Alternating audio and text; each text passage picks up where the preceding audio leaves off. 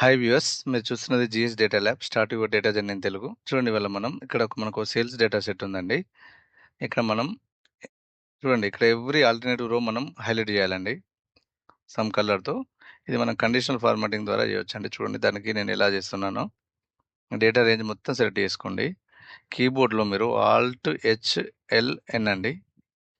మీరు మామూలుగా అయితే హోమ్ ట్యాబ్లోకి వెళ్ళి కండిషనల్ ఫార్మాటింగ్లోకి వెళ్ళండి. అందులో న్యూ రూల్ అనమాట. అది సెలెక్ట్ చేసుకుంటే ఇక్కడికి వచ్చేస్తారు. ఇక్కడ చూడండి, use a formula to determine అండి. ఇక్కడ ఇది తీసుకొని ఇక్కడ ఫార్ములా రాస్తున్నా. నేను మోడ్ అనే ఫార్ములా రాస్తున్నా అండి. బ్రాకెట్ ఓపెన్ చేసి ఇక్కడ రో అనే ఫార్ములా తీసుకోండి.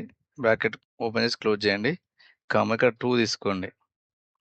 ఎవ్రీ ఆల్టర్నేటివ్ రో కదా, =0 అనండి. చూడండి, జూమ్ చేస్తున్నాను. చూసారా? మోడ్ ఆఫ్ రో 2 0 అంతే simple.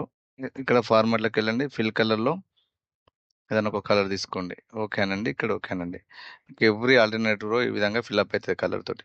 So hope you like it అండి. For more Excel tricks please subscribe GS data lab. Thank you.